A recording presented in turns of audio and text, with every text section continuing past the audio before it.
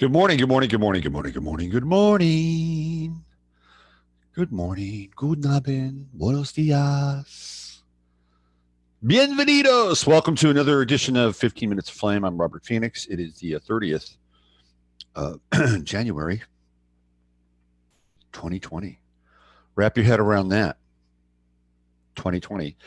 How is everybody as we wake up into another day? Some of you in other parts of the world, you're already up.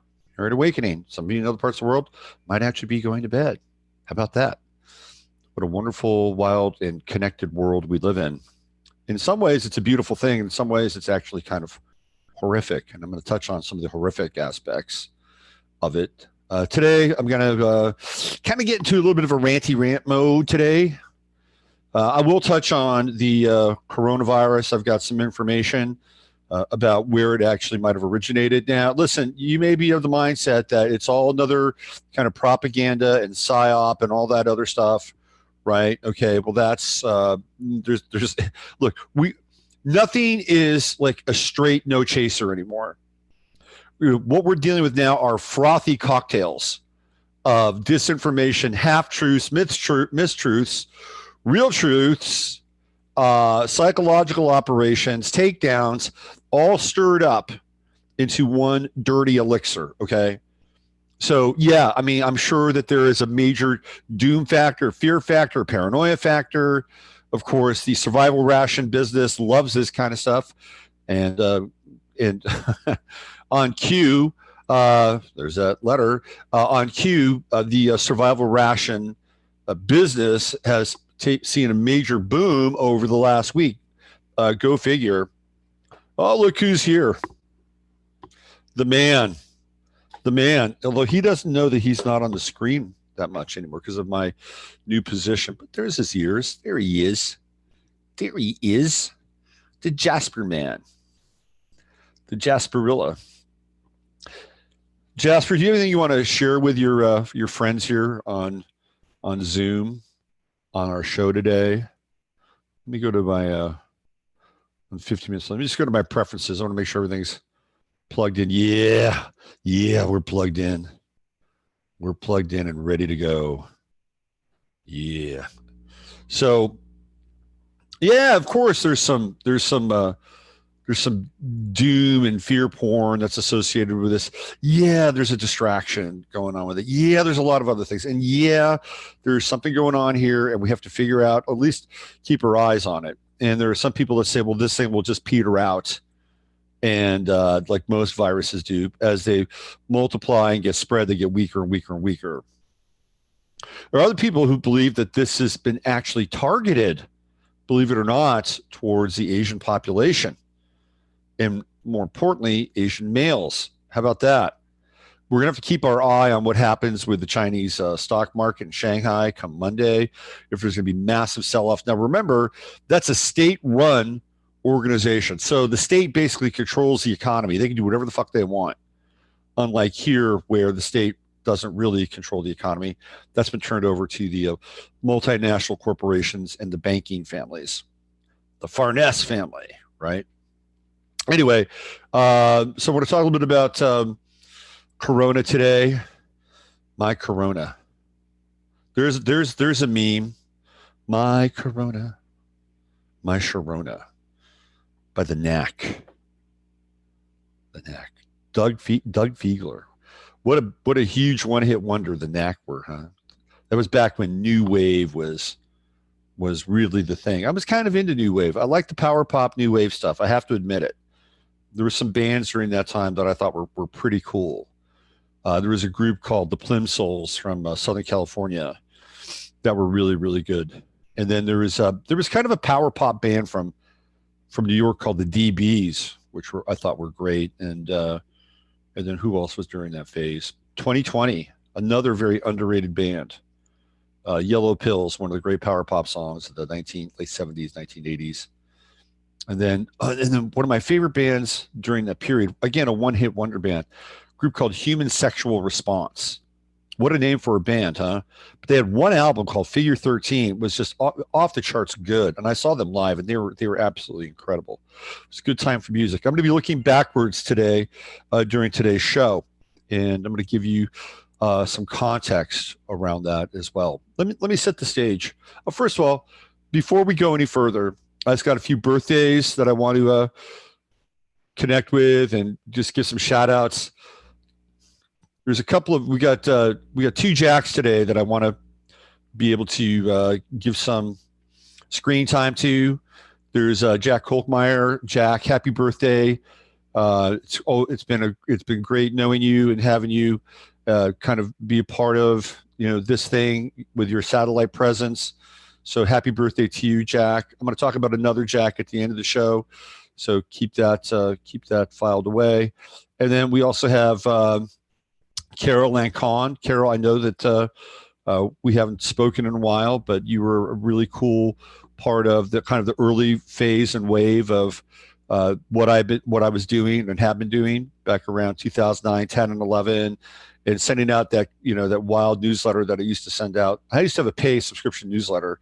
I used to spend a lot of time with, and I did some stuff with that newsletter that was pretty interesting. They actually predicted the Hillary Clinton scandal with Huma Abedin. I was looking at her chart one day. I'm like, man, shit's going to happen. There's going to be a sex scandal around Hillary Clinton. And guess what? It was Mr. Weiner. It's like, oh yeah, it was like about 2 weeks right after that. Boom, the Weiner bomb dropped. And of course, Huma was there. Anyway, Carol, happy birthday to you. And Jeff Hall, another birthday greeting, another sun salutation. Jeff, haven't spoken with you in a while as well, but I hope you're doing well. And maybe you listen to the stream occasionally. So there we go, a few birthdays. Happy birthday to all you Aquarians out there too. It's your time of year, your time of season. We got to love the Aquarians. The most paradoxical sign in astrology is the Aquarian. They're into freedom and they're into individuality, but boy, do they want to belong at the same time. And God bless the Aquarians. I love the Aquarians. I love all the signs. A lot of people say, "Oh, you have it out for Geminis." No, I don't have it out for Geminis. I actually like Geminis, but let's face it, Gemini pops up a lot when it comes to breaking stuff down. Speaking of breaking stuff down, Kanye is going to be in the breakdown list. Maybe tomorrow. I might do a longer show around because I'm putting together some stuff with Kanye and Kobe and this new church that Kanye is starting now. And he's got this album out, Jesus is King. So I'm gonna maybe go down that rabbit hole tomorrow during the Friday Farcast. So let's get into. Well, first of all, let me just check in with you guys in chat. Let's see what's going on here. Let's see. We got Rizani, the sheriff. The sheriff is in, and then there's Steve, co-sheriff, and Ian, and Kate, and Diana. Hi, Diana. There's Shari, Judy. Hi, Judy. And let's see who else. Chaos Engagement. All right. That's a very Aquarian kind of handle today, don't we think?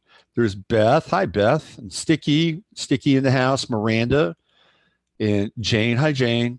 Love New Wave and Punk. Did not like big hair bands of the 80s. Oh, yeah, the big hair metal stuff. Human Sexual Response. That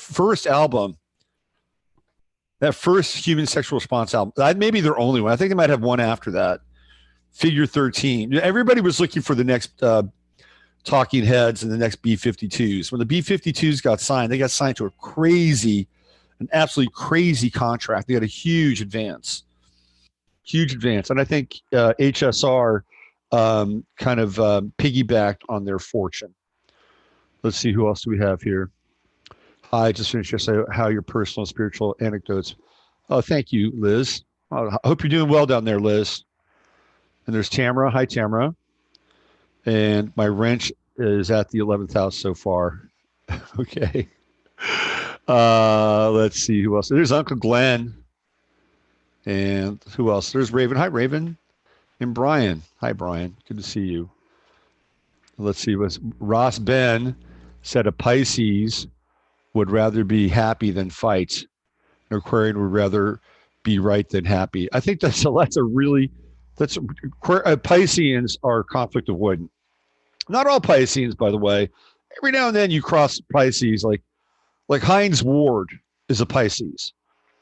If you ever saw Heinz Ward on a football field, that dude was not conflict avoidant. In fact, they changed the rules of football because Heinz was the assassin of the crackback block.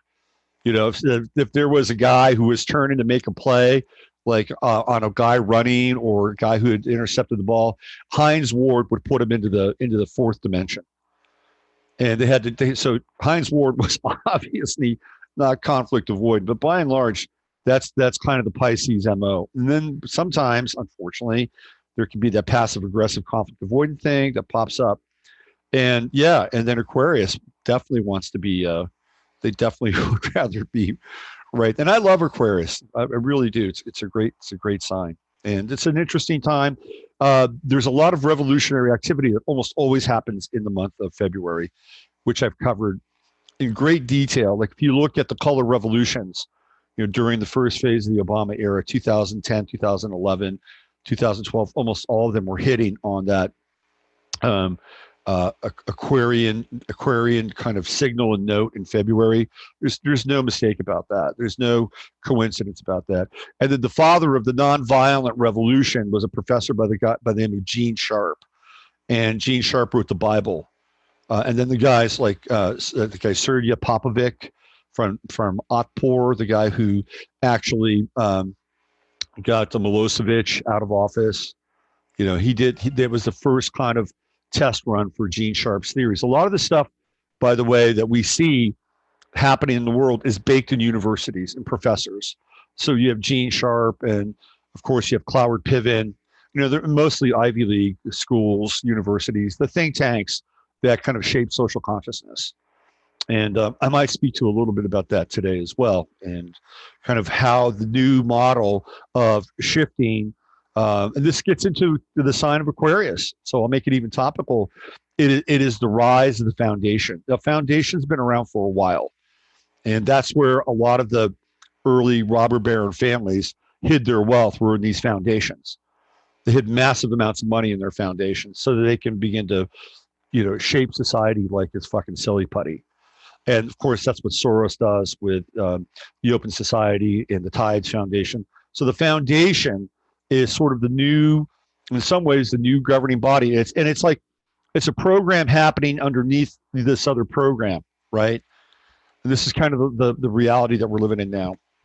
So let me get to kind of the heart of today's sort of opening topic, and I'm going to kind of pivot off a little bit and see if I can tie it all together. I watch this guy on TV probably every day because I think he's actually kind of interesting. His name is Jason Whitlock, and Jason is not perfect. He's not perfect at all, but I respect what Jason is trying to do. Like when Jason Whitlock first came on the scene, he's a sports writer. He eventually moved over to ESPN and kind of got a gig at ESPN, and now he's over at Fox, and he's got a show which is called Speak for Yourself. And it originally started off with him and Colin Cowherd, and then Cowherd left, and Jason replaced him with Marcellus Wiley. So what Jason has done, and again, I respect this, right? What Jason has done is he's created kind of this barbershop style roundtable forum to talk about ideas in sports. And there's a lot of social commentary, and Jason is not into the wokey woke universe. He is anti-woke, and he's had some of the best essays. He does these little essays. They're called Whitlogs at the beginning of the show, and some of them are absolutely brilliant. And when he's at his best, he's really dialing in on the Colin Kaepernicks of the world, or the Megan Rapinos of the world, and what they represent, and what they represent socially, and how they get their point across. And the other thing about Jason, which again I give him credit for, is I would say that 90% of his guests, he has a forum, mostly retired football players. Every now and then a retired basketball player. 90% of them are so-called Black African American. Mark Schlereth will pop in, a few other people will pop in, Rick Bucher. But and he brought his guy, one of the guys from Indiana, where he's from. This guy's kid went to his high school, went to Ball State. His name is Darnell. He brought him out to LA. Darnell's part of the show. He brought his uncle Jimmy from Kansas City, who's hilarious. He's part of the show. So Whitlock is trying to create a family thing. Ironically, he has no kids of his own. I think he'd probably be very difficult to be with in a relationship, by the way, irrespective of his large frame. But that it doesn't stop some people. Anyway, he's created a pretty interesting environment, and he's willing to have opposing points of view, which I think is good. There's a dialogue that takes place on that show because not everybody agrees with Jason. There's a dialogue that takes place on that show that I think is healthy. And it's also healthy that, that there is this kind of, how do I say this, assemblage of consciousness that happens to be so-called Black and African-American and male. And I think it's actually very empowering, very empowering. This has not endeared Jason Whitlock to the woke generation. Not at all. So one of the things that happened this last week with Whitlock is, of course, the death of Kobe Bryant. Now, I saw him cry on air. Like I would never, unless somebody in my immediate family or Jasper or maybe somebody from, Chatlandia that I've got a strong connection with passed away, I probably wouldn't cry. But he cried for Kobe because he saw Kobe as this guy that had these, five girls, and, he created this life and this family. And that's clearly something that Jason does not have. But what happened was that years ago when Kobe was playing for the Lakers and Jason was a reporter, I think, for Yahoo Sports, he asked him a question. And the question was that Kobe had said that, I guess there were some veterans on the team that were hurt. And Whitlock said, hey, you said that you really enjoyed the energy of the younger guys. Could we infer that maybe you'd like to have more youth on the team? I don't think it's a bad question. It certainly is not a moronic question. Like, oh, how did you feel about those new shoes you were wearing tonight? It's stupid ass jock questions. And then Kobe said, oh, that's like a Bikram yoga stretch. And then he didn't answer. He said, I'm not going to answer that. So essentially Kobe put him down, and Whitlock had a couple of essays about Kobe that weren't all that flattering. So, we can't now look back on somebody's life who has passed away without a critical view. Now, for Jason, he'd switch camps, and he'd seen Kobe theoretically grow and have this post-basketball life with his family, working with his kids. And that was the side, because he's projecting, right? That was the side of Kobe that he projected into that he could accept and like, not the self-centered kind of narcissistic Kobe me side. So Twitter, of course, found these old posts, and they found the old video of him asking that question.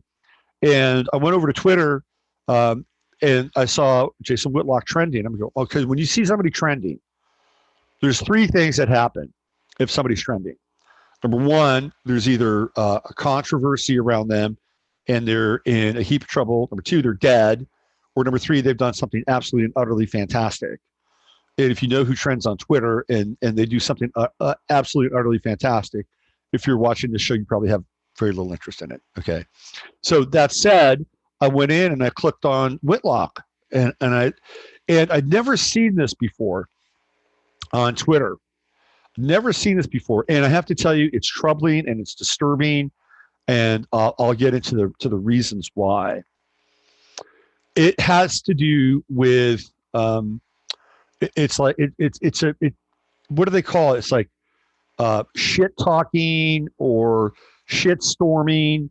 Like, it's like a call that goes out to people on Twitter to just absolutely dump on somebody. Just dump on them. And I was reading through a lot of the tweets, and they were like, oh, hell yeah, I'm coming here. It's kind of like if you were,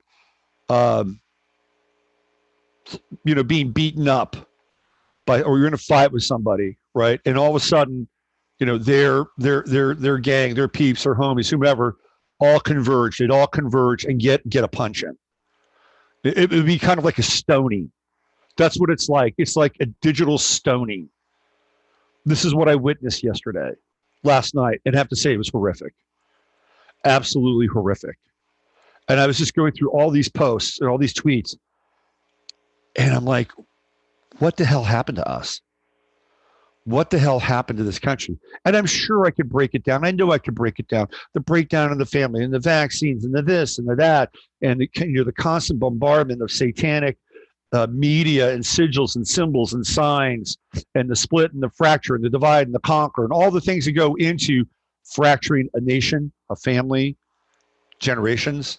I watched it, and I watched it with complete and abject horror. And when I saw that, I was ashamed. I wasn't ashamed. But I felt a sense of loss in some ways around civility, because these people, one-on-one by themselves, would never go up to Jason Whitlock and accuse him of what they're trying to accuse him of, or just, throw in the sucker punch or the rabbit punch. They wouldn't do that. If they sat across from him, the guy's pretty sharp, and he would take him apart, basically fiber by fiber, cell by cell. And I'm not saying Jason's perfect. None of us are perfect. He's probably got some skeletons in his closet like we all do. But nobody who is playing this massive gaslighting, gang stalking operation, you think they're perfect? You think they're perfect? Oh, far from it. But they have no problem throwing a rock at a glass house. It made me sick to my stomach. And then I thought about the repercussions of this, because these people are not going to change. And I guarantee you, and listen, millennials that watch this, watch my show, I work with you. I'm not targeting you per se, but there is something about the millennial generation with that Pluto and Scorpio and the burn it all down. Burn it all down. It goes back to this podcast that was that I stumbled across, and was a group of women who were tackling issues of sexism and racism in sport. And the podcast was called the Burn It All Down podcast. That's what it's called. And this is part of that Pluto and Scorpio. It is not halfway. It is not measured. It is a burn it all down. Now, if it's in the right direction and it's constructive, it can be very interesting. But I didn't find that to be constructive at all. I found it to be destructive. And what it really reminded me of, and this is what Twitter has become. Twitter has become the 2 minutes of hate, or the 3 minutes of hate, whatever the time frame is, whatever the time frame is in Orwell in 1984. That's what Twitter has become. It has become our 2 or 3 minutes of hate, because that's what you invest in when you go to it. It's like a call. It was like a call. It's like, let's go dump shit on Jason Whitlock. And it was trending on Twitter. And that's significant. Those are big numbers. So that's a call to do the 2 or 3 minutes of hate. And it made me feel disgusted. And then I thought about the repercussions of this for the future. Now, could these people see the light and change?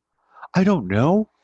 Pluto and Scorpio is a fixed sign. Unless they go through something cataclysmic, like a near-death experience, and they see their future life, and they see how their actions are going to impact them and affect them for the rest of their lives, I would say probably not. Probably not. Or if they're really into transforming and deep growth and stalking their shadow, then yes, then that generation can definitely transform, both individually and collectively. But unless they're willing to do that, it's not going to happen. When all the fingers are being pointed out there that this is wrong and this is wrong and this is wrong, and you're the reason why, and this group is the reason why, and like they've led the charge for this for a while now.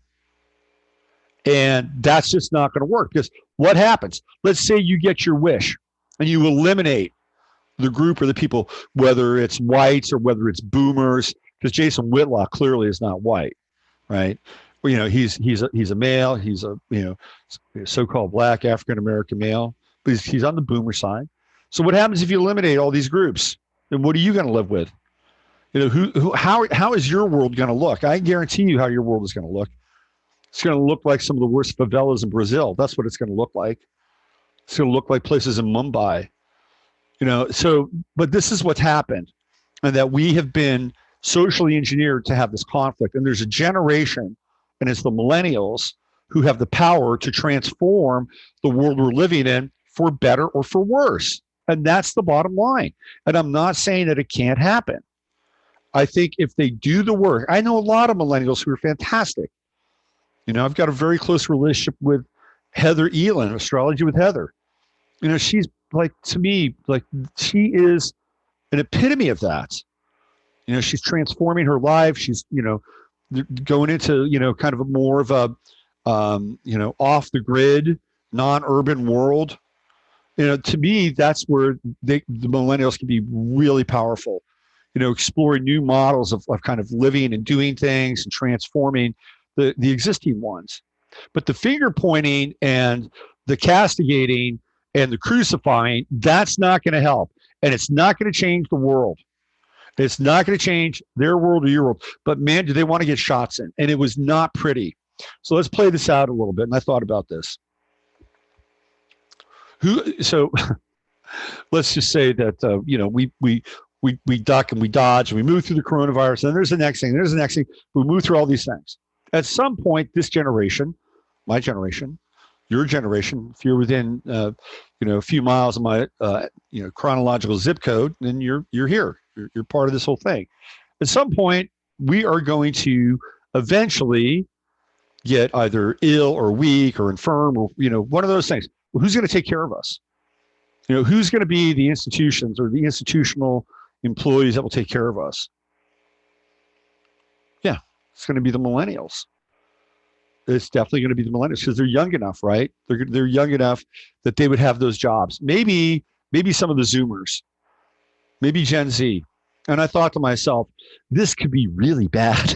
If they've got an attitude, and that's happening now. I mean, it's happening now. If you're in your 70s or 80s now, and you're having to deal with convalescent care, and you're dealing with, and again, I'll just be straight up.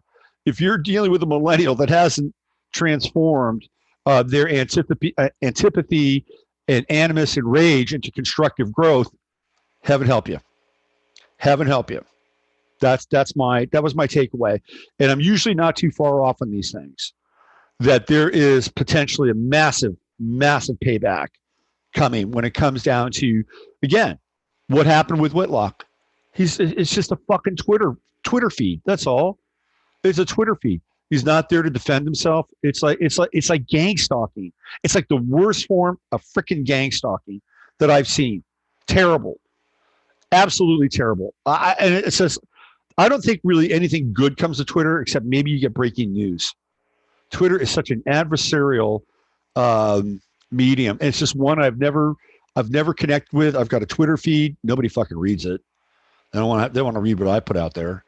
Facebook has always been a much more, and then, again, Facebook's probably a boomer medium. You get to post shit, you get to write things. And I've had a love-hate relationship with Facebook. Don't get me wrong. But it's, as far as a social media platform, and this is another social media platform that I've been able to work with. And this is kind of the one. So, and I'm not sure if YouTube is as much of a millennial platform as Twitter is. YouTube has become the new talk radio. Like, this is something you'd hear on maybe talk radio somewhere. So the whole kind of different, right side or more independent, free thinking mindset has moved from talk radio. This is the new talk radio. And by and large, that has been mostly driven by conservative or libertarian points of view. Liberal talk radio is a big fail. They tried it. They tried to do a liberal talk radio network, and it was a big fail. Like, what was that guy? Tom Hartman? Is that his name? Terrible. They just couldn't muster the ratings or the juice, because people want to be able to talk about truth. People want to get to the bone. And when and look, I'm not saying that there aren't people like, I think Christopher, what's the guy's name? Christopher Hedges, or the guy from the guy who's on the he's an interesting sort of lefty. Like, there can be truth that comes from that direction. There can be. Like truth has its own morality, and it certainly is not bound or to any denomination. Truth is trans-denominational. Truth is sort of trans-affiliation. That's what it is. So you could have people from other perspectives be able to tap into the truth. That guy John, what's his name? John Barber. He gets into it. Is that what I'm talking about? I have to check my thing. Anyway, it was horrific. It was deplorable what I saw, and it doesn't bode well. It doesn't bode well for the future of this country in a lot of ways, in the world. And I'm not saying that everybody's like that, but I've never seen anything like that before. It was really, really pretty horrific. And when you have literally hundreds of thousands of people descending on you and taking shots at you, think of the psychic element involved in that. You know, you're a public person now. You're gonna. This is what's going to happen. People are going to take their shots. They're going to go in your past. You're going to look at things that you posted. I mean, this is very much like Soviet style surveillance. I mean, this is right out of the KGB. And it goes back to that story that I've told numerous times when, you know, I was being subtly recruited by the Communist Party in Oakland, California, because I used to go to their thrift store. And the people that were running that cell, that sleeper cell with their thrift store, started to give me their literature. Like, oh, what about this guy? And I read their newspaper, The Burning Spear. And what it ultimately was about 5 pages of smearing people that didn't perform up to the party standards. Like if you didn't do the right thing or say the right thing or had your own point of view, you were humiliated, you were shamed, you were castigated. Like 4 or 5 pages. I just saw them go after this couple. And that's what it's like. They'll go through your past, they'll go through your files, they'll go through your Twitter feed, they'll go through your videos, and they'll throw it up there. And all of a sudden now, you know, you become an object of crucifixion. And I was terribly upset. Now, let's just say on the other side, right? Let's say it was a bunch of people on the right that were doing the same thing. Would I have the same feeling? If it had to do with truth, maybe not. And I'm being honest. I'm not trying to be always fair. I mean, I try to be fair, but in this case, if it had to do with truth, maybe not. Excuse me. But this had nothing to do with truth. There was no truth there.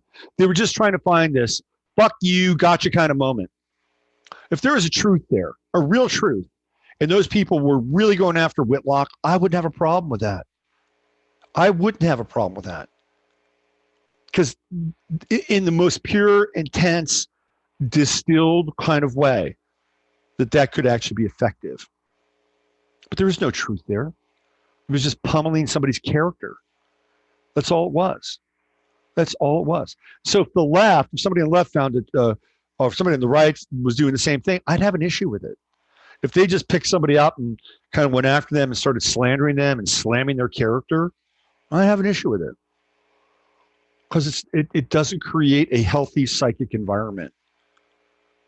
And I'm telling you, man, our country is fractured. And I think it's fractured beyond repair. To that extent.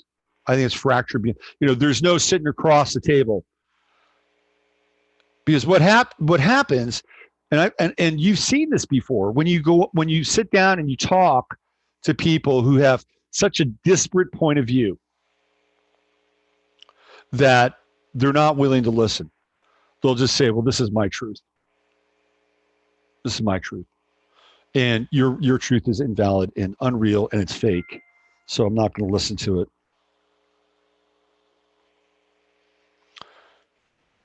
Now, along those lines, Elizabeth Warren basically said that if she's elected, anybody that is spreading or misrepresenting the news or the truth via any social media outlet, she's in favor of prosecuting them.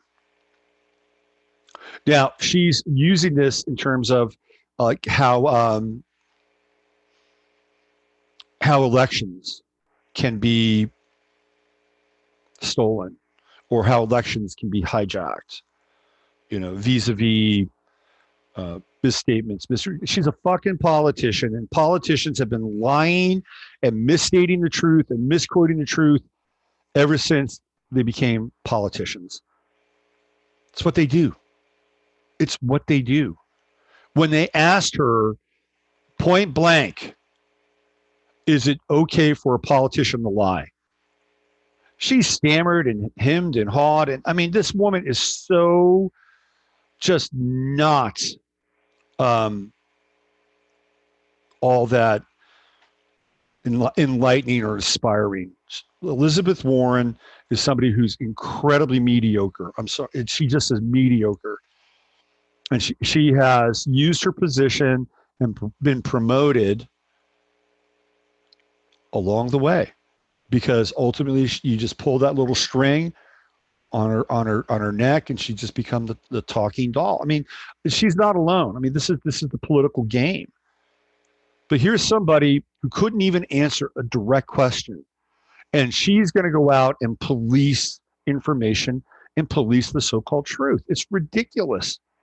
And this is where we are right now. We're at a point where this truth just wants to erupt like a fucking volcano inside of ourselves, and across all these platforms.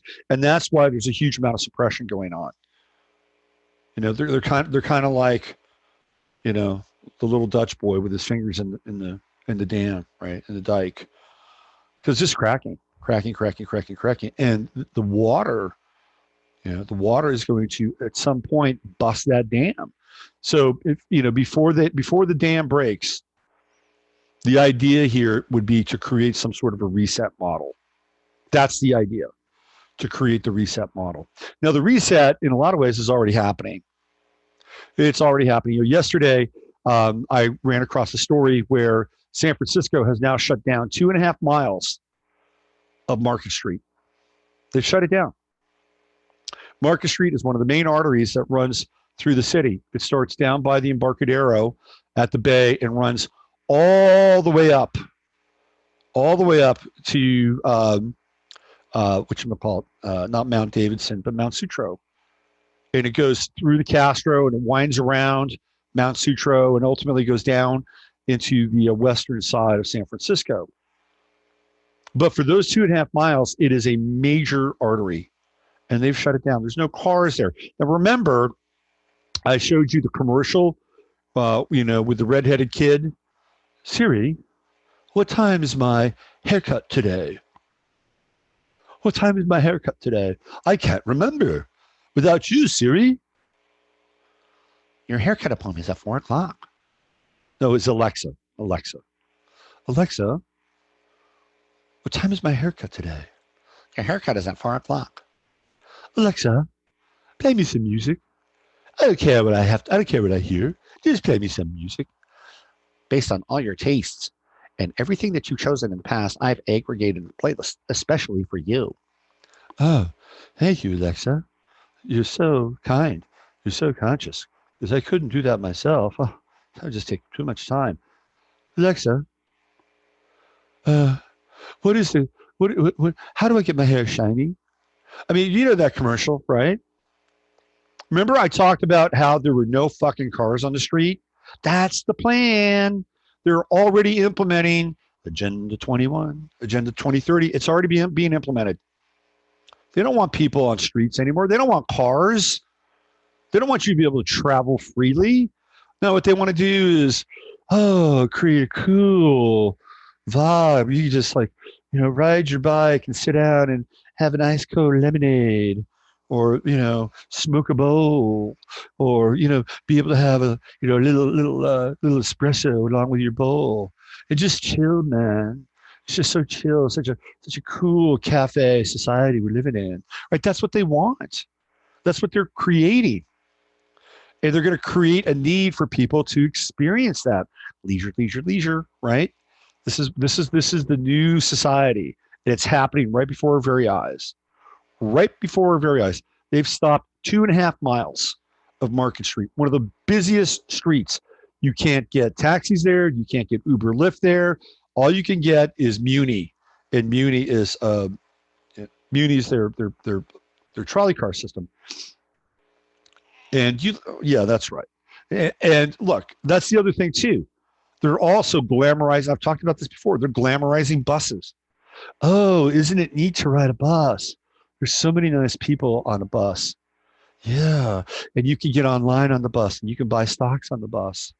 And you can listen to really cool music on the bus and it becomes your soundtrack. Oh, and look at this sign. Look at this person. Oh, yeah. It's just all a beautiful movie on that bus. You know what the real reality of buses are? The real reality of buses is that they are freaking petri dishes for contagion. That's number one. Crazy motherfuckers. That's number two, right? And mostly people you would never have anything to deal with. That's the reality of buses. People storming onto the bus, not paying for their fares. Buses are like these pods of I don't know, anarchy, right? They're like these pods of anarchy, but not good anarchy, bad anarchy. But that's not how they're portraying them on TV. Oh no, the bus and the subway, man, it's just so cool. They got people singing on subways. They've got people dancing on subways.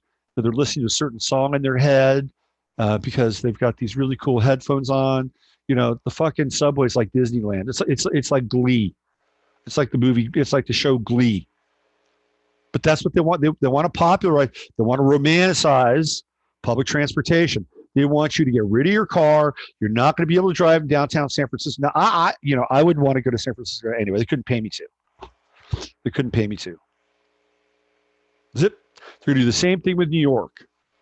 They're flipping the cities, the major cities, because what's happened is that the cities have been taken over by quote unquote liberal, quote unquote progressive mayors. The big cities. You look at all the mayors, 9 times out of 10, guess who they're affiliated with.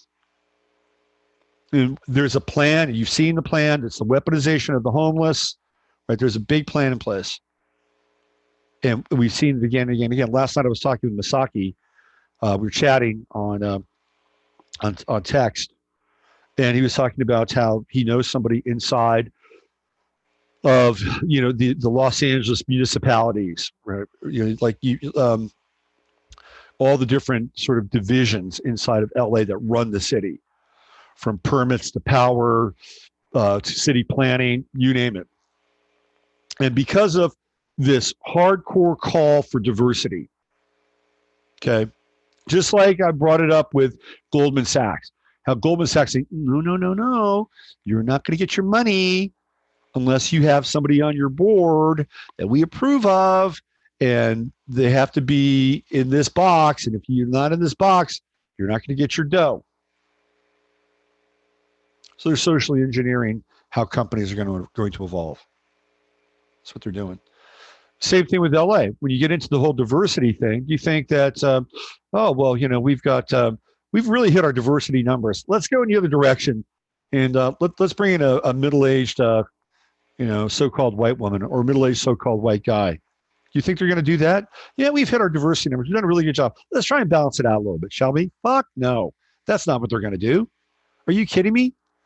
No, they're just going to continue to up the numbers. So what Masaki said, and again, this is what he shared with me, is that inside of those various organelles of the Los Angeles city government, the diversity factor has reached a high watermark, and that there's a large number of people in positions of public service, the people that will essentially carry out Agenda 21, all right?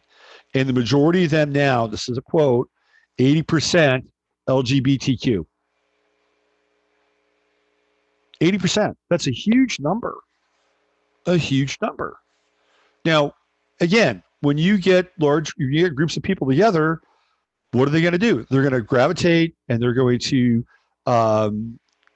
constellate around their culture, their ideas, and their vision.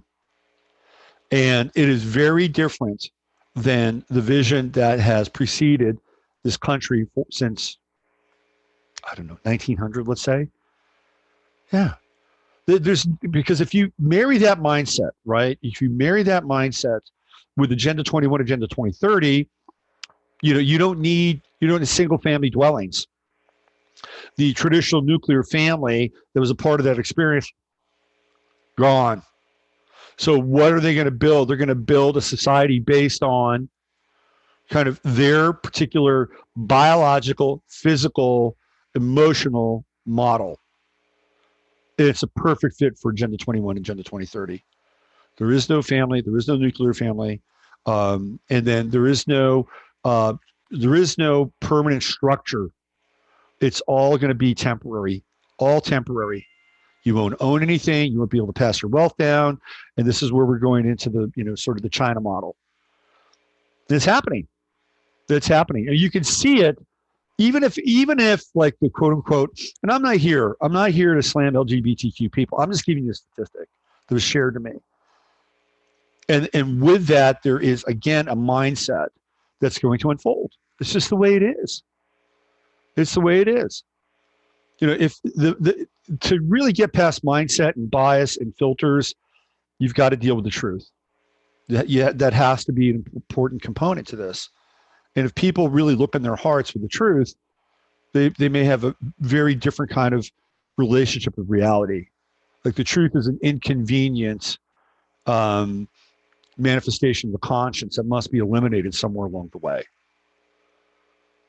Because the objective truth takes backseat to the subjective truth. And we see this all the time. That's my truth, my truth, my truth.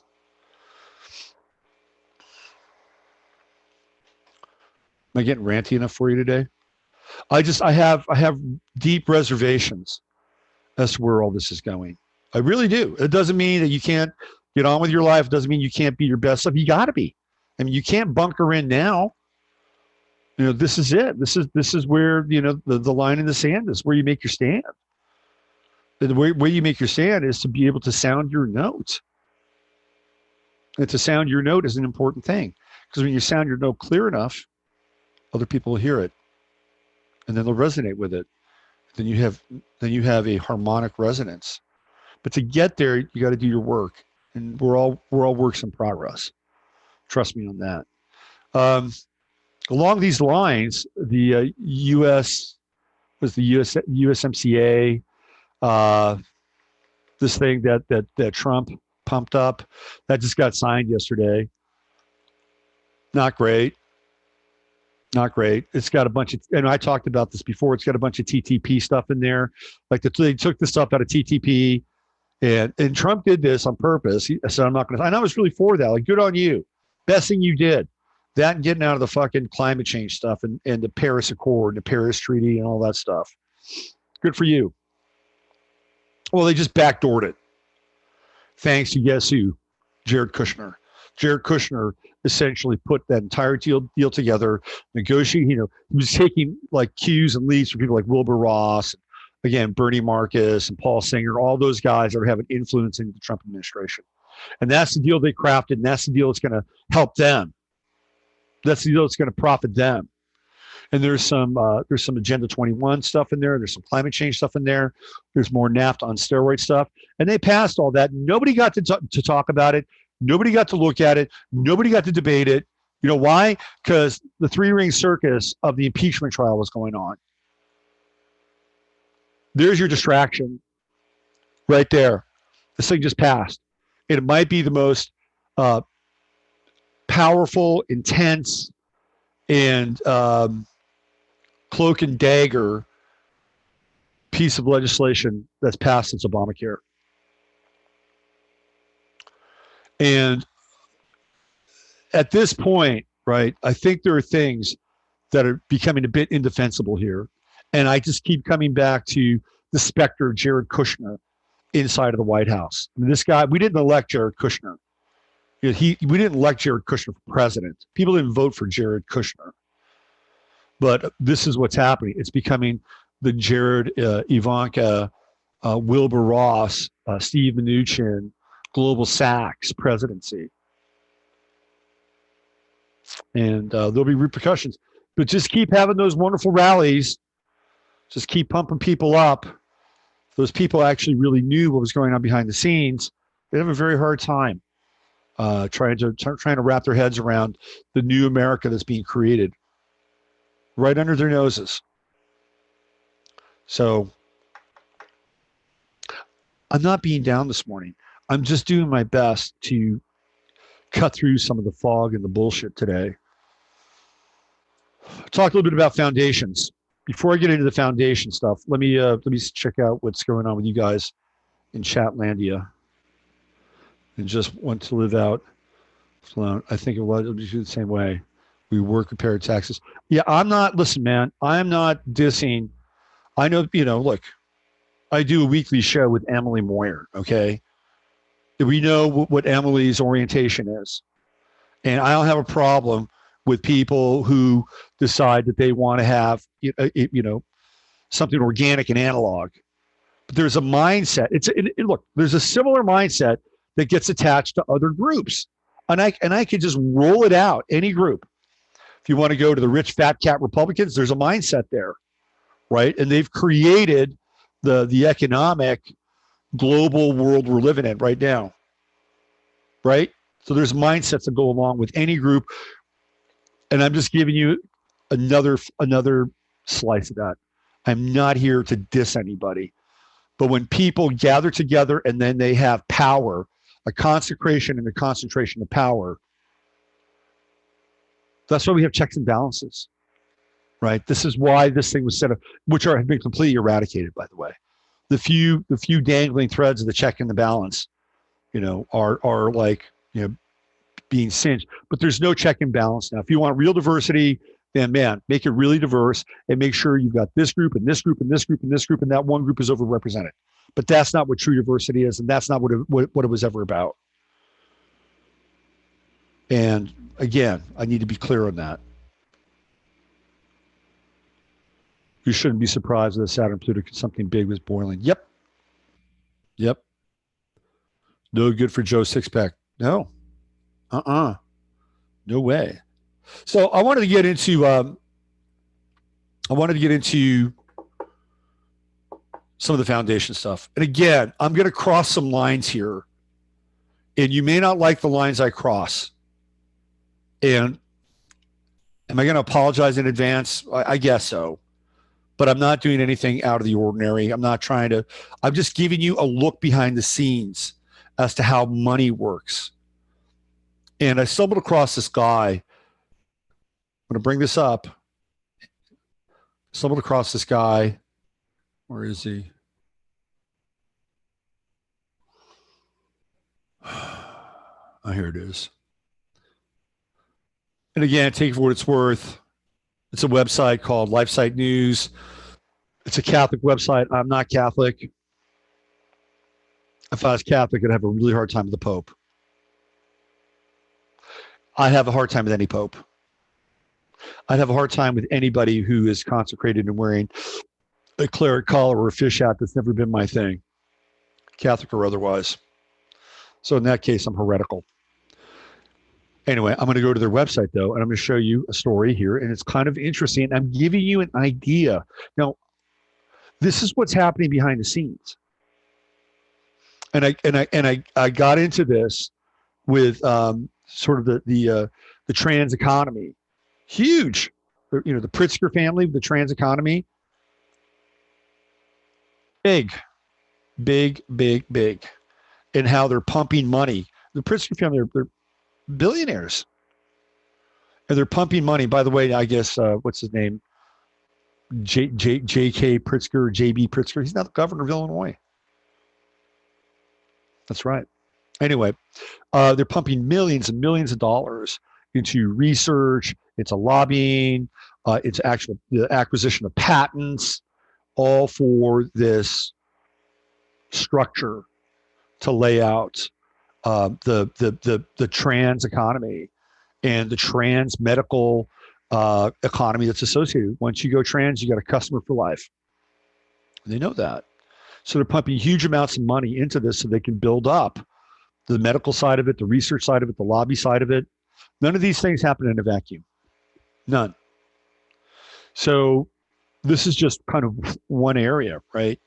And I've taken a lot of shit because I've talked about this in this way. And it's also about, again, flipping our kids at an earlier and earlier age to get them in the customer patient cycle. So I'm just boiling it down to economics at this point. Take the ideology out of it. So I saw this ran across my screen. And again, I'm just giving you an example. And there are many different foundations, and foundations influence people, governance, how we live, mindset, thoughts in ways that we can't even comprehend. George Soros has his Open Society and all these other various foundations that are being flooded with Soros money to socially engineer, right? The Koch brothers they've got their own version of, I guess there's one Koch brother now. They've got their own version of this and their foundations that they fund. And I don't think the Koch brothers, by the way, are these libertarian champions of conservation, conservatism, human rights, the individual, and the value of liberty and freedom. No. They're not that at all. They've shown their colors. They're just globalists like everybody else, profiteers. That's all they are. So the foundations, which are Aquarian, by the way. They're the layer that. So if we look at governance, right? Governance is a 10th house thing. That's what we're dealing with, this 10th house stuff with governance. If we look at corporations, that's 10th house stuff. So when we go to the 11th house, what are we talking about? We're talking about foundations, groups, so-called philanthropy. And if you look at what's been happening with corporations, with their declaration, which came out like July of last year, late July, early August of last year, where 180 of the world's top 200 companies all got together. They all roundtabled, and essentially they signed their corporate Magna Carta, which says that we're going to put people before profits. What they're really saying is that we're going to essentially use our corporate pull and morph from a 10th house entity to an 11th house entity. That's what they're doing. And they're positioning themselves now to be in this kind of very interesting and weird interface between corporations and foundations. Right? Like Nike does this. And Colin Kaepernick has his foundation. What do you think Nike's doing? How do you think Colin Kaepernick's getting paid? Do you think Nike is paying Colin Kaepernick a salary? They're making donations to his foundation. And guess what happens for Colin Kaepernick? It's a nonprofit, and he's going to not have to pay taxes on any of that stuff.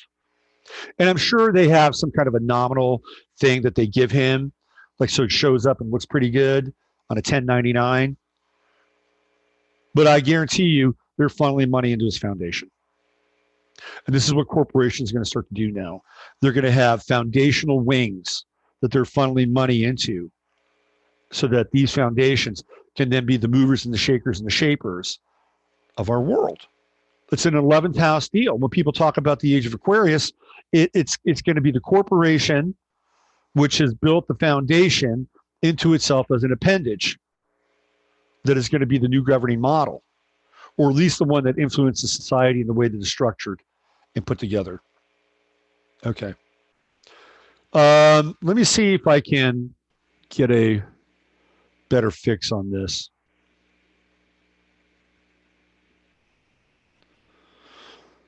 Let's see if I can find this thing.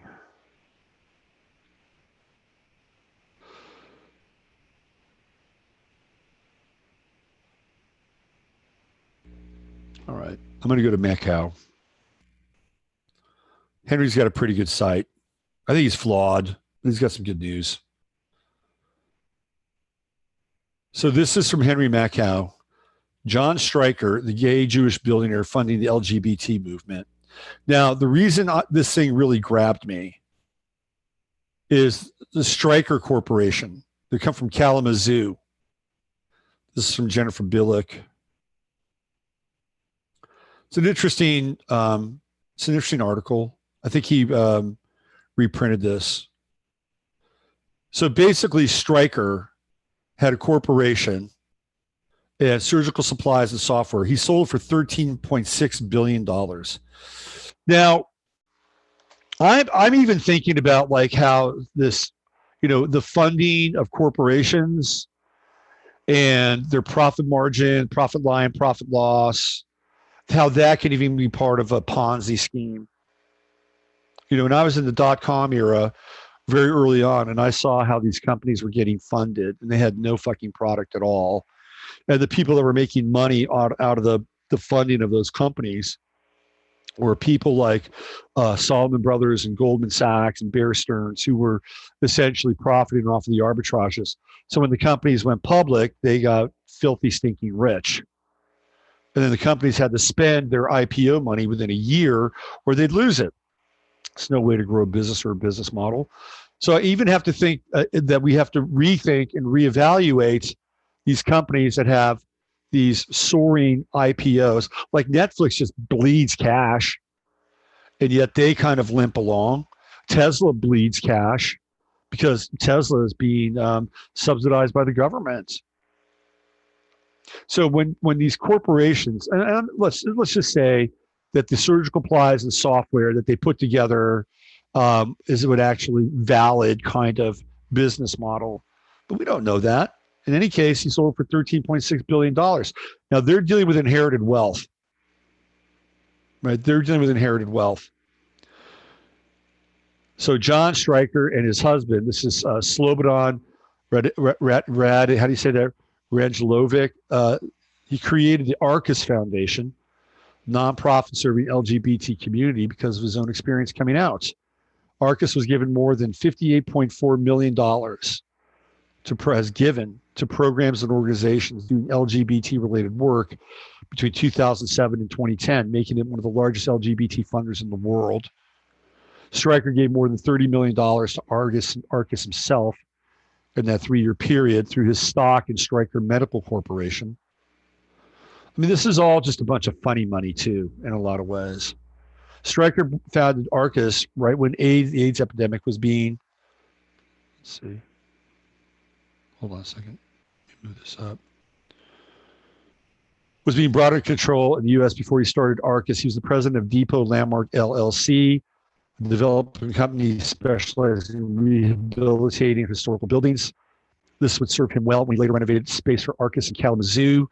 He was also a founding board member of Greenleaf Trust, a privately held wealth management firm, also in Kalamazoo. John's sister, Rhonda Stryker, is married to William Johnston, the chairman of the Greenleaf Trust. She is also vice chair of Spelman College, where Arcus recently bestowed a $2 million grant in the name of lesbian feminist Audre Lorde. The money is earmarked for queer studies program. Rhonda and Johnston gave Spelman $30 million overall, the largest gift from living donors in its 137-year history. She's also trustee of Kalamazoo College, where Arcus bestowed a social justice leadership grant. You see how this is being doled out. This is the model. So, and I'm just using this as a model as well. So Stryker makes a shitload of money. He comes from money. And what does he do? He begins to dole his money out to these foundations. Now, what do you think Kalamazoo College is going to spend that money on? Social justice leadership, $23 million, as well as a member of the Harvard Medical School Board of Fellows. Pat Stryker, another sister to John, has worked closely with gay male Tim Gill. Gill operates one of the largest LGBT nonprofits in America. Has been close to the Stryker family since John created Arcus. Tim Gill sold his stakes to Quark, his computer software company. Again, we got these software companies. Who the fuck knows if they're profitable or not? A lot of times there's speculation in profit. Oh yeah, the P&L here is kind of low and everything, and I think we can buy this and kind of improve it. If we don't buy it, somebody else will. Boom, there's the money. Who together became known as the Four Horsemen due to their ruthless political strategies. They set out to change Colorado, a red state, to blue. They proceeded to pour $500 million into small groups advocating LGBT agendas. Gill noted in his opening introduction for John Stryker at the 2015 Gilson Respect Awards, that since knowing each other, he and John have plotted, schemed, hiked, and skied together while also punishing the wicked and rewarding the good. Interpret that however you like. Prior to 2015, Stryker had already built the political infrastructure to drive gender identity ideology and transgenderism across the globe, donating millions to small and large entities. Do you see how this works? Do you see how this works? It's through the foundations. Then the foundations then begin to implement the programs on a local level, whatever they are. And I'm giving you kind of a behind the scenes view to this or of this. These include hundreds of thousands of dollars to ILGA, an LGBT organization for equality in Europe and Central Asia, with 54 countries participating, in Transgender Europe, a voice for trans community in Europe and Asia, with 43 countries participating. Transgender Europe has also funded smaller organizations like TENI. You see this? They're like these networks. They're like a spider web. It's like here's the donor class, right? The donor class is an ideology. The donor class is a vision of the world. And then the donor class creates foundations. And all of this is nonprofit. Nonprofit. So when they do this, they can actually use it to their benefit and their advantage to actually grow their wealth. So they're winning in two directions. They're winning from the nonprofit standpoint because they're actually able to fund money now going in through the nonprofits as well. This model is nothing new. The foundation of the foundation was laid by the original robber barons of this country, the Gettys and the Rockefellers, right? The Carnegie Mellons, all of them. Morgan, they created the foundation. And that's where they began to hide their wealth, to hide their massive amounts of wealth, and then be able to structure and restructure society based on how they wanted to see it or how it would profit them, either personally or otherwise. So the foundation is the new organizing principle and the organelle to create the new society. Has been for a long time, but there's a new layer of this now, especially as corporations want to morph and move from being these kind of titanic entities to being oh so good to humanity, right? Right. Strings attached. In 2008, Arcus founded Arcus Operating Foundation, an arm of the foundation that organizes conferences, leadership programs, and research publications. At one 2008 meeting in Bellagio, Italy, 29 international leaders committed to expanding global philanthropy to support LGBT rights. Now, the other side of that is that, again, I'm not here to diss anybody, but I'm just here to kind of lay things out in terms of social models. What happens if you don't donate to that fund? And everybody else is donating to that fund. Turn around, look at you, hey, what's wrong with this person? They're not donating. Oh, they're hateful. Oh, they're spiteful. Oh, they're racist, misogynist, whatever, right? It almost feels like blood money. Like you've got to buy in now, because what it does is it allows you to have your credibility, right? Oh yeah, they're fine. We don't have to worry about them. They're going along with the program, right? Well, we've got it too. So you may as well do it, motherfucker. Pony up. Let's go. Pony up. And then they get the woke seal of approval. There you go. You're good. Carry on. Move on. Business as usual or not. In 2008, Arcus founded Arcus. We talked about that. Bellagio. Okay, here we go. At the meeting, along with Stryker and Isa Bosch, founder of the Drelden Fund in Germany, another foundation, was Michael Flaherty, one of the rapporteurs of the Yogyakarta Principles on the application of international human rights laws in relation to sexual orientation and gender identity, principles outlined in Indonesia, the Yogyakarta Principles. Sounds like a little Magna Carta kind of deal, right? But this is the Yogyakarta. And this is going to be these things, these principles, these new guidelines or new outlines are going to be the de facto kind of humanist script, the humanist Magna Carta for the rights of so-called individuals moving forward. Okay, here we go. The seeds were planted to bring in and attach gender identity ideology to our legal structures. O'Flaherty has been an elected member of the United Nations Human Rights Committee since 2004. Out of the Bellagio meeting, Arcus created MAP, the LGBT Movement Advancement Project, to track the complex system of advocacy and funding. Here's where the computer stuff comes in. That would promote gender identity, transgenderism in the culture. Simultaneously, LGBTI core group was formed as an informal cross-regional group of the United Nations member countries to represent LGBTI human rights issues. We've got the I on there now.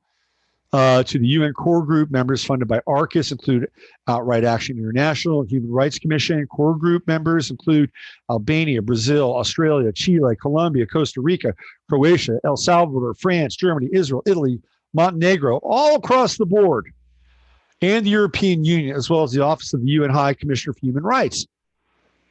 They're being funded. They're being funded. Do you see what's happening? Do you see how the world is being shaped and morphed right before? Well, it's not right before our very eyes because you can't see it. And it's money. It's all money driven. Here we go. Let's keep going.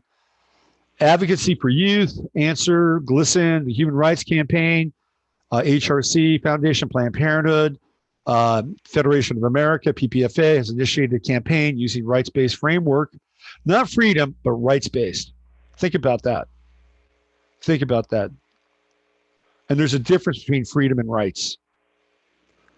To inform approaches in reshaping cultural narratives of sexuality and reproductive health. 61 additional organizations have signed a letter in supporting an overhaul of current curriculums. That's public schools, by the way. Here we go. Adrian Coleman, a veteran of George Soros's Open Society Foundations. Whoops, sorry. Trying to move things around a little bit. Hold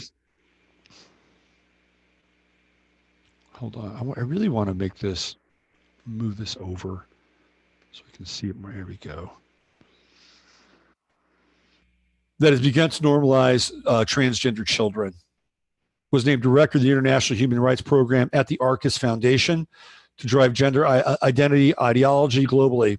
Previously, Corman served as program director of the International Gay and Lesbian Human Rights Commission. And in 2015, Arcus worked closely with and funded Novo Foundation, programs for transgenderism. Novo was founded by Peter Buffett, son of billionaire Warren Buffett. More foundational work, more areas where these filthy rich plutocrats and tycoons can essentially hide their money and then begin to reshape society based on the foundational work.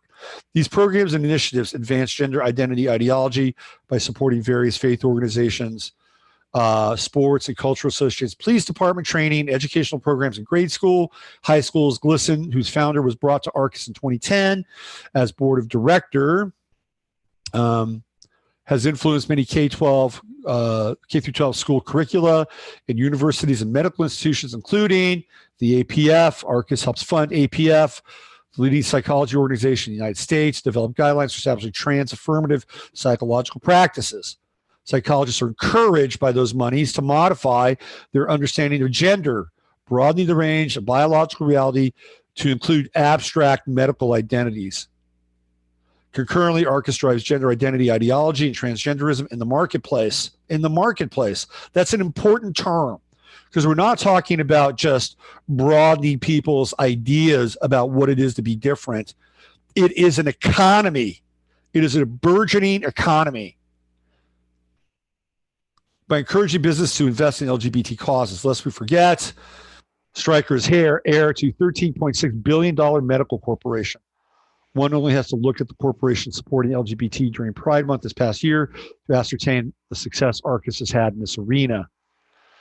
As the example of Arcus Foundation shows, the LGBT civil rights movement of yore has morphed into a relentless behemoth, one that has strong ties to the medical industrial complex. Yes, in global corporates.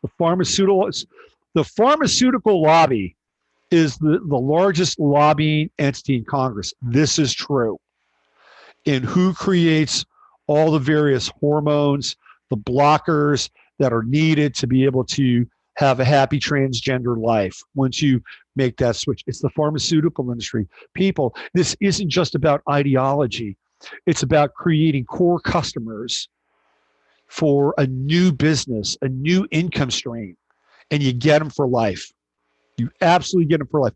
And not only that, but from the psychological standpoint, I mean, people that are going through transition and make the transition, they're going to have issues. They're going to need to talk to people and get counseling. Not that we all don't have issues. Trust me, we all need to be able to talk to somebody every now and then.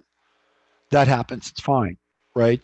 But I've seen people, like I remember one time I was at a grocery store in Austin, and there was a guy who was going through transition. He was a guy, she, and was openly talking about hormones. And it was like he was on some kind of drug. He was talking to the customers. Oh yeah, I just started to get into my hormone thing. Oh my God, it's such a ride. I'm up and I'm down and I'm really emotional. Oh my God. And it's like, oh, really? We have to hear about your fucking hormone roller coaster? It was all about being on, it was a stage. That was a stage. That was a stage for somebody who didn't have either the talent or the courage to go be in drama somewhere. They created their own stage so they could go through their own kind of, their own character.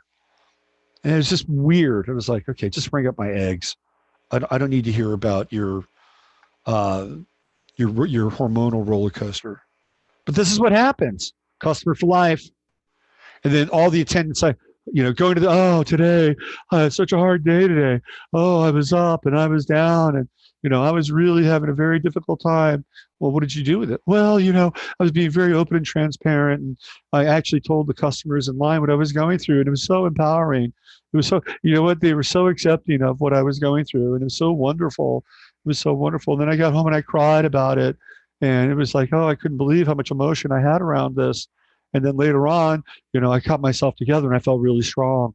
I felt really strong in who I was and who I am and who I could be.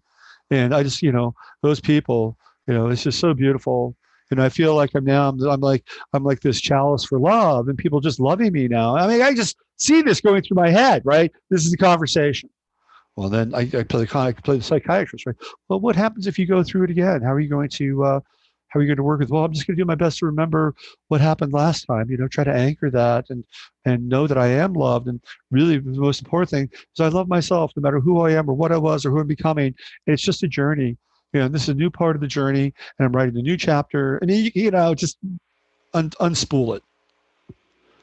Although activists present the LGBT movement as a weak, powerless group, suffering oppression and discrimination, truth that wields enormous power and influence, power it increasingly uses to remake our schools, law schools, and society. Okay, so I looked at one of the groups that is being funded by John Stryker's sister, and it's this group. It's called the Bohemian Foundation. Oh, another foundation.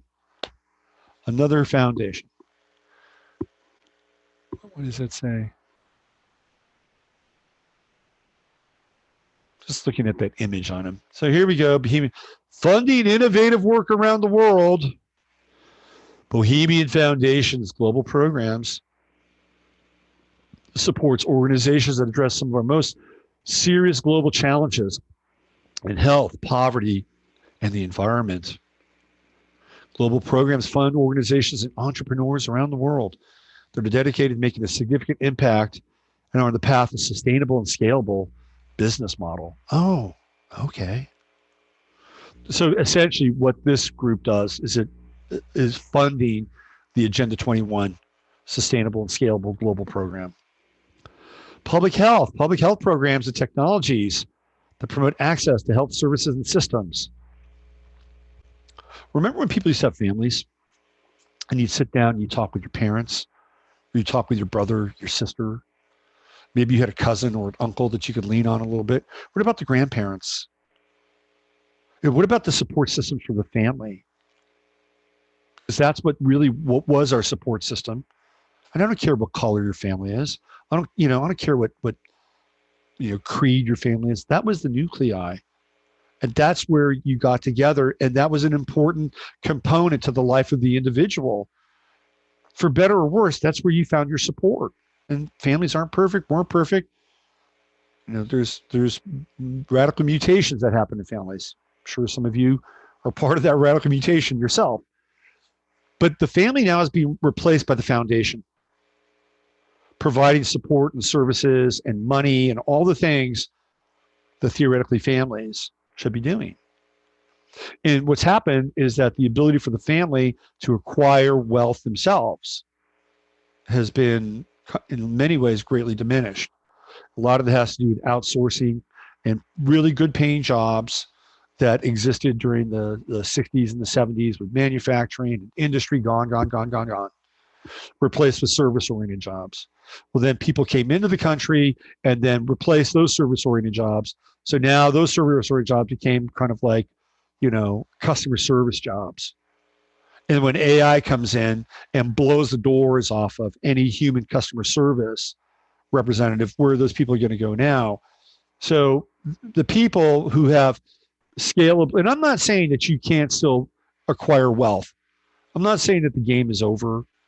I'm just not. I'm just looking at the social fracturing, and and what's happened is the inability for people to gather their resources together, right, and then continue to build wealth and to build their family and to create their family line. It's been fractured and fragmented and exploded. So what happens is the foundation step in and say, "Hey, we're your new family. We got you. We'll take care of you."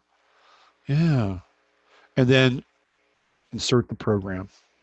Poverty alleviation programs and technologies help people increase their incomes.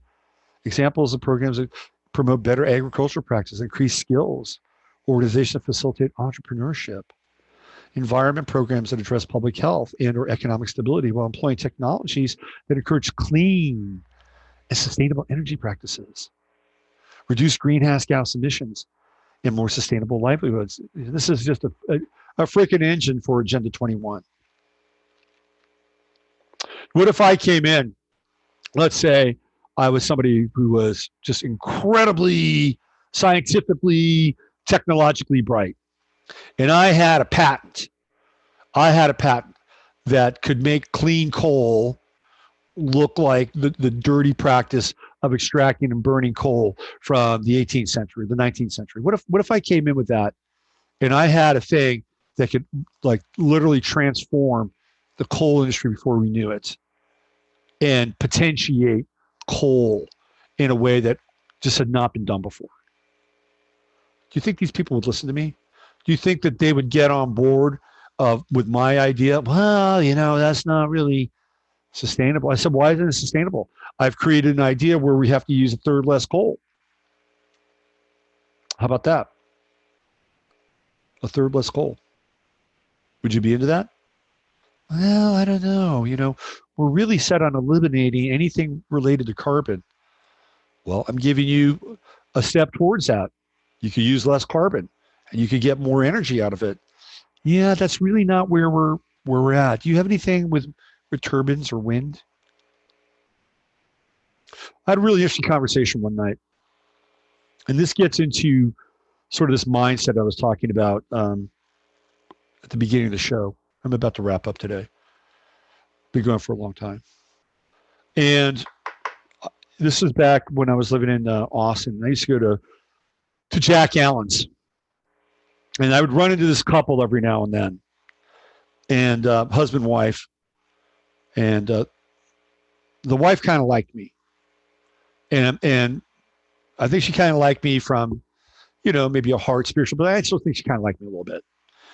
And because she was very friendly to me, especially when her husband was away. And her husband, I'd ask him. I ask people a lot of questions. I do a lot of show and tell, but I ask a lot of questions. So I found out about what this guy does. He's incredibly rich, and he starts companies. A young guy, a the M word, millennial. And again, I'm not saying this is all millennials, please. You have to understand this. But, we were talking and talking and talking. And he says, you know what I'd really love to do? This is after he's had a few drinks. You really get into people when they've had a few drinks. They begin to reveal themselves. He says, I'd love to go in and buy some coal companies and put those fuckers out of work. I'm like, really? Interesting. Well, why would you do that? Just to, show them that their time is over. Their time's up. That they got to learn something new. Oh, that's interesting. Well, what do you propose? How do you propose to transition them? I don't know. Write code. I mean, he didn't say write code, but that's the new thing. That's the new code for being gainfully unemployed when you're not supposed to be doing something. Right? When your time is up, go write code. Go write code. But it was an insight, right? He just wanted to go there, buy the company, and end their jobs. And it was an unfortunate insight. It wasn't an insight of innovation. It wasn't an insight. I want to go buy myself a coal company, and what I want to do is I want to see how we can get way more out of the coal. I'd like to really, really, innovate and sink a lot of money into maximizing that. Or even like, hey, I'm really into trying to find, free energy or free energy boxes, or, I'm really invested in fuel cells and hydrogen for cars. But it was malicious. There was a malicious quality to it. It was the same malicious quality that showed up on Twitter with Jason Whitlock yesterday. And it was the malicious quality of mob rule and the frenzy of the mob. And it was a virtual stoning was what it was. And this is unfortunately a byproduct of the social engineering that we are living in, right? It would be great if these foundations sunk their money into not just quote unquote rights, but liberty and freedom, protecting free speech, making sure that, the work that's here in this country stays here, that we're not going to be overrun and overburdened by the tech giants, that there's levels of protection and advocacy that allows people to keep their platforms alive on places like YouTube or other, be great if that was happening. And it was across the board for everybody. I'd be down with that. I'd be really down. But what they're really doing is they're disguising their intent through a humanitarian cloak. And this is one of the downsides of the Age of Aquarius. This is one of the downsides of the Age of Aquarius. It's the way it is. It's the dark age of Aquarius. The one size fits all and for the greater good. And these are the people that are determining what the greater good is because they have the resources and the power, and they've set up these. I think they should eliminate foundations. I think foundations should be taxable. I think churches should be taxable. If your church makes over $100,000 a year, $200,000, you're taxable.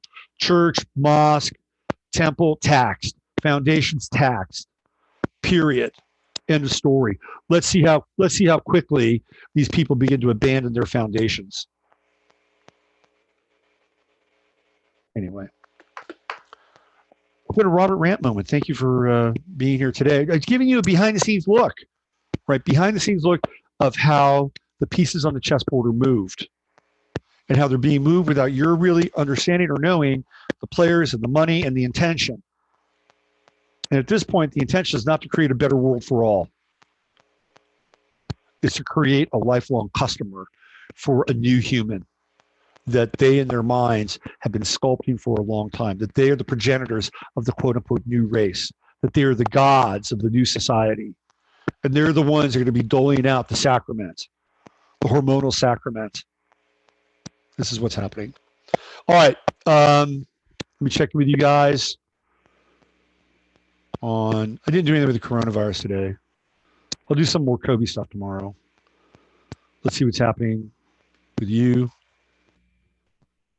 Totally agreed. What the hell foundations? None of this could be accomplished without deception. Yes, absolutely. Other way, no one should be taxed. That levels the board on. I would agree. All you got to do is exercise inalienable rights, given rights, and get out of fear first. Is fear first gear? What's if fear is first gear? What's fifth gear? Mega churches make me sick. Hong Kong flu. Let's see what else we have here. Many cultures, women are considered unclean when they were on their periods and had to isolate themselves. Insurance companies, all owned by the three banks or families, Greenberg, Rockefeller, AIG, for example. Shovel coal as a kid and took out the ashes in the spring.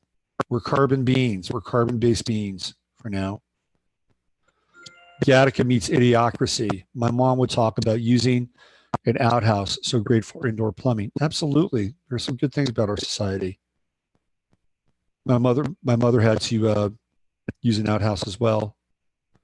The windmills create frequencies from their base and planted in the earth. Good call, Ann. It's not right to genderize plumbing, or it's not right that everybody use the outhouse. Robert, where do you get your figures? Where do you get your figures of speech acronyms? I don't know what that means, Charles. I don't. Interesting about the 11th house. That started catching people's attention. 11th house Aquarius. Yes. It's the kids I feel bad for. I've had my chance. Here's the kids, man.